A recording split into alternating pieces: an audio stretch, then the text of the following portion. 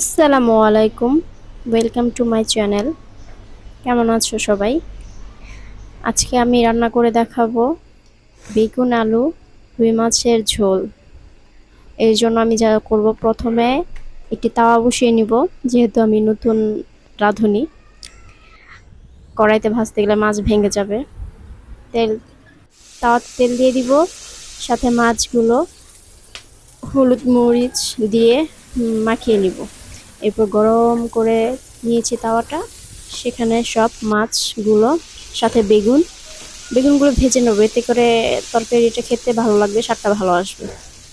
একসাথে সবগুলো ভেজে নিব।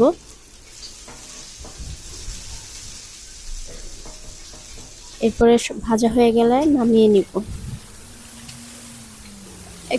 একেবারে দিব না, এক এক করে। এরপরে আলুর সাথে বেগুন কিছুটা বাকি ছিল, ওইটা আমি ভেজে নিব, হালকা করে ভেজে নিব, জাস্ট ফ্লেভারের জন্য। সাথে 2 টুকরা ইলিশ মাছ ভেজে নিয়েছি আপনাদের ভাইয়ার জন্য। আমার ইলিশ মাছ খাওয়া নিষেধ। একটি কড়াই বসিয়ে নিয়েছি, তেল গরম করে নিব সাথে।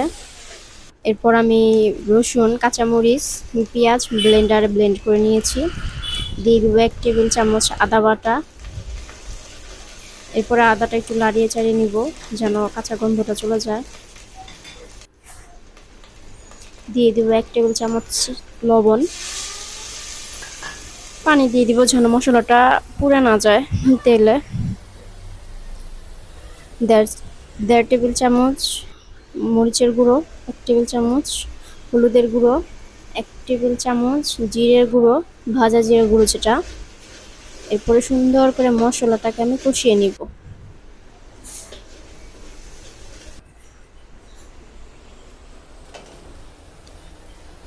এরপরে ভাজা রাখা যে বেগুনটা ছিল, আলুটা ছিল, ওইটা এখন আমি মশলার ভিতর দিয়ে দিব। মশলার ভিতর দিয়ে সুন্দর করে লাড়ে চাড়িয়ে নিব। এরপরে একটু পানি দিয়ে দিব ঝোলের জন্য,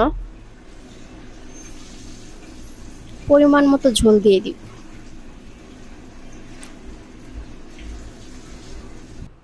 এটা রুই মাছের ঝোলটা একটু খেতে ভালো লাগে, ঝোল ঝোল না হলে ভালো লাগবে না। এরপরে আমি ভাজা রাখা মাছটা দিয়ে দিব, ঢাকনা দিয়ে দিব। এখন কিছুক্ষণ পর আবার চেক করে নিব, বলক আসছে যখন আবার ঢাকনা দিয়ে দিব। এই তো রান্না প্রায় শেষ আমার। একবার চেক করে এখন আমি ধনিয়া পাতা কেটে রেখেছিলাম, ওইটা দিয়ে দিব।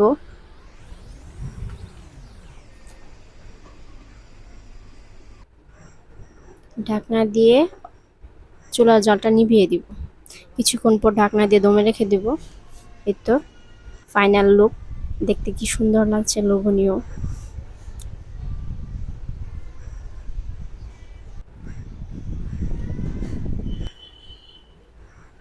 দেখতে যেমনটা হয়েছে, খেতেও ঠিক তেমনটাই হয়েছে।